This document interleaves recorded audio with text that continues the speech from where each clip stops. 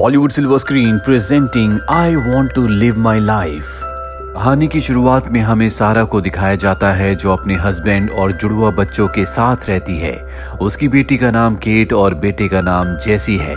और जब केट 3 साल की होती है तो उसकी तबीयत खराब हो जाती है। ये अपने बच्चे को डॉक्टर के पास ले जाते हैं। डॉक्टर बताता है कि तुम्हारी बेटी को बहुत ही खतरनाक बीमारी है। उसकी बॉडी में व्हाइट ब्लड सेल्स की कमी है। जल्दी उसे बोन मैरो की जरूरत होगी और कुछ वक्त के बाद उसकी किडनी भी खराब हो जाएगी। हालांकि सारा और उसका हस्बैंड अपने पार्ट्स डोनेट करने के लिए तैयार है। वो उसे बोन मैरो भी देना चाहते हैं, लेकिन उनकी बॉडी केट से मैच नहीं करती।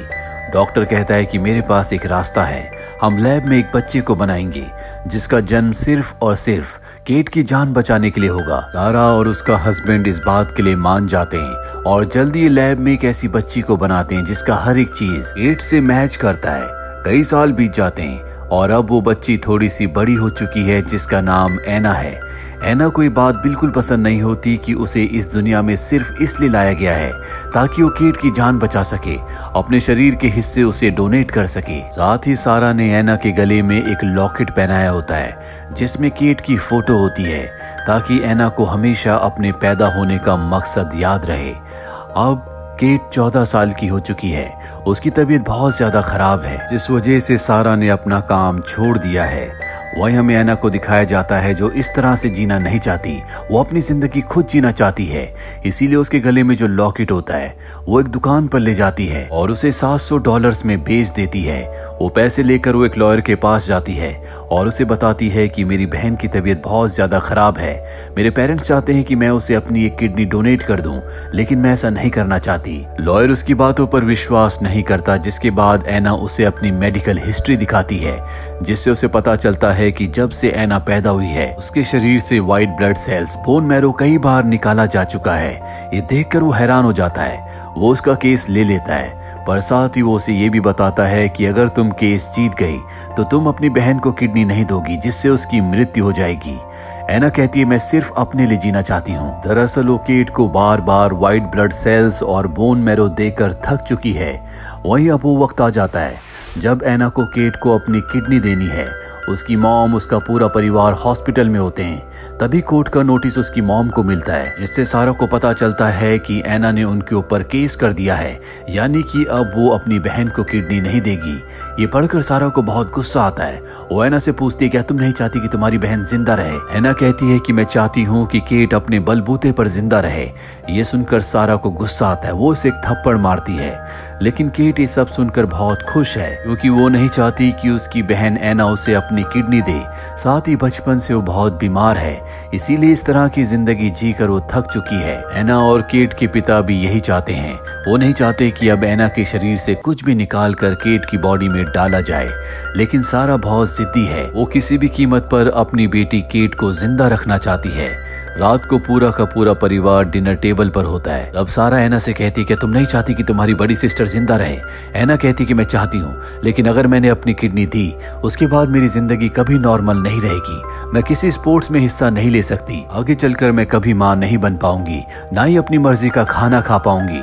ये कहकर गुस्से से वहां से चली जाती है। एना के पिता उसे अपने साथ ले जाते हैं जहां वो एना को उसकी पसंद की चीजें खिलाते हैं। यहाँ पर एना के पिता को एहसास होता है कि अपनी बेटी केट को बचाने के चलते वो अपने बाकी 2 बच्चों पर यानी कि एना और जेसी पर कभी ध्यान नहीं दे पाए।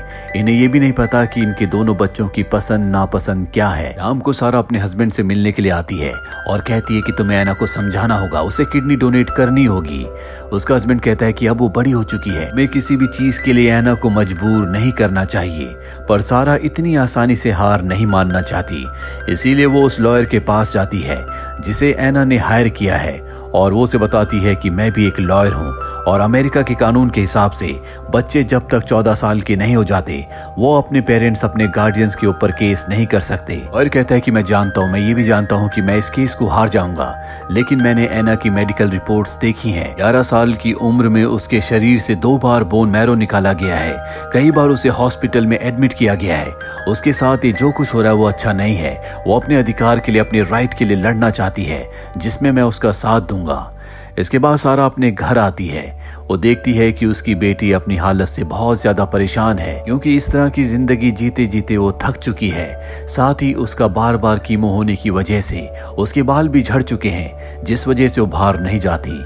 और ये सुनने के बाद सारा अपने आप को भी पूरी तरह से बॉल्ड कर देती है। तो देखकर केट को हिम्मत मिलती है और वो तय करती है कि वो अपनी मॉम का साथ देगी, वो इस बीमारी से लड़ेगी।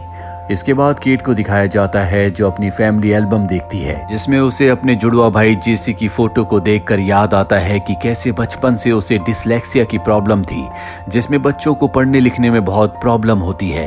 लेकिन केट की बीमारी की वजह से उसके जुड़वा भाई को हॉस्टल भेज दिया गया और आज जेसी पूरी तरह से एना के साथ है, क्योंकि वो जानता है कि कभी उसके पेरेंट्स ने इन दोनों पर ध्यान नहीं दिया। वहीं अब कोर्ट की डेट आती है, जहां पर जज कहती है कि मैं एना से अकेले में बात करना चाहती हूँ।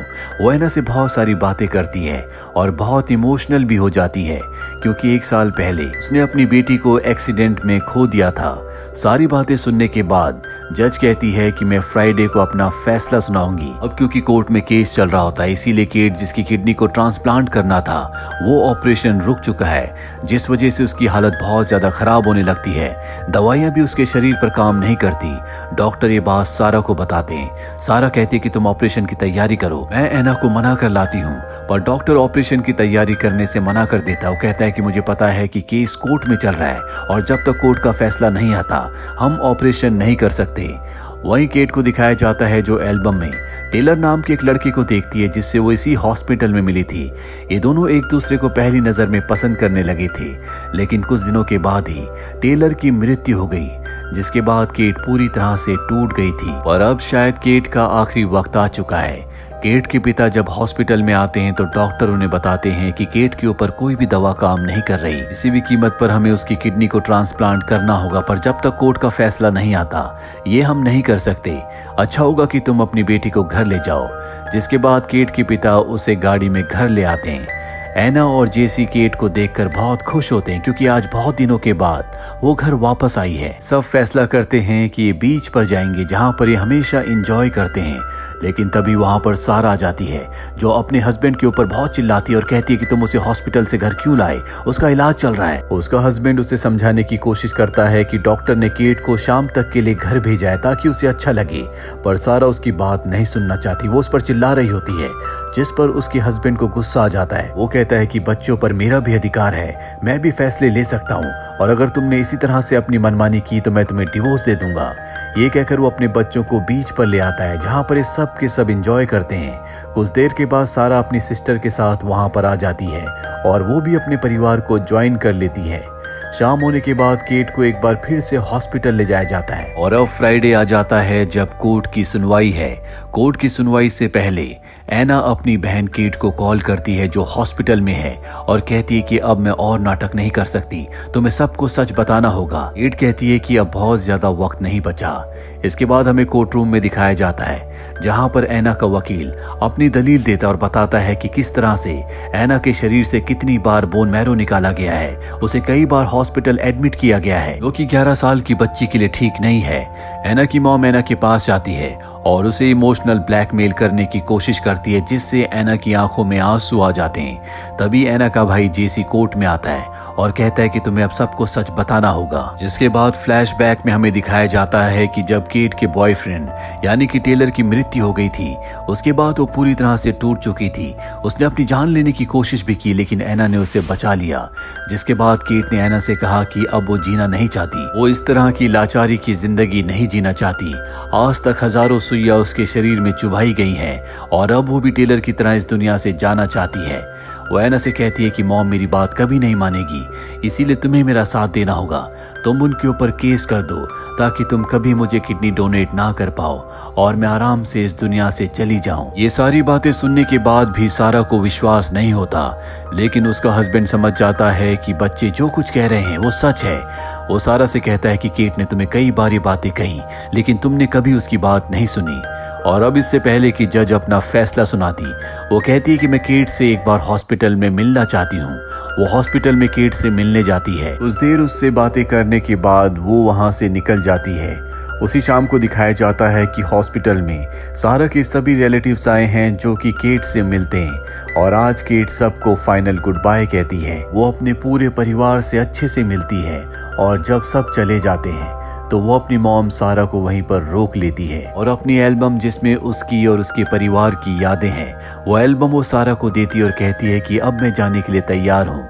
सारा की आंखों में आंसू होते हैं क्योंकि बचपन से वो सिर्फ और सिर्फ अपनी बेटी केट को बचाना चाहती थी, पर आज उसकी उम्मीदें टूट चुकी है। वो रात को वहीं केट के साथ सो जाती है और उसी रात को केट की मृत्यु हो जाती है। आज केट को उसकी बीमारी से, उसके दुख दर्द से हमेशा के लिए मुक्ति मिल गई। कुछ दिनों के बाद दिखाया जाता है कि एना का लॉयर उसके पास आता है और बताता है कि हम केस जीत गए, अगर तुम्हें कभी भी किसी भी चीज की जरूरत हो तो तुम मेरे पास आ सकती हो। अब कुछ वक्त के बाद का समय दिखाया जाता है जहां पर हम देखते हैं कि सारा, जिसने अपनी लॉयर की जॉब छोड़ दी थी, उसने एक बार फिर से अपना काम शुरू कर दिया है। साथ ही उसका हस्बैंड जो कि एक फायर फाइटर था वो भी अपने पैशन को फॉलो कर रहा है। अब उसने उस जॉब को छोड़कर बॉक्सिंग कोचिंग शुरू कर दी है। साथ ही एना का बड़ा भाई न्यूयॉर्क के एक कॉलेज में है। एना स्कूल में है जो कि बहुत अच्छा परफॉर्म कर रही होती है। एना अपने आप से कहती है कि वो इस दुनिया में पैदा हो सकी क्योंकि उसके पास एक बड़ी सिस्टर थी। अगर वो इस दुनिया में ना होती तो उसका जन्म कभी नहीं होता। वो बताती है कि उसका परिवार अब अलग अलग रहता है, लेकिन हर साल केट के बर्थडे के दिन वो बीच पर जाते हैं जहां जाना केट को बहुत पसंद था और एक दूसरे के साथ समय बिताते हैं। इसी के साथ ये फिल्म, ये कहानी यहीं पर खत्म हो जाती है। उम्मीद करते हैं कि ये कहानी आपको पसंद आई होगी।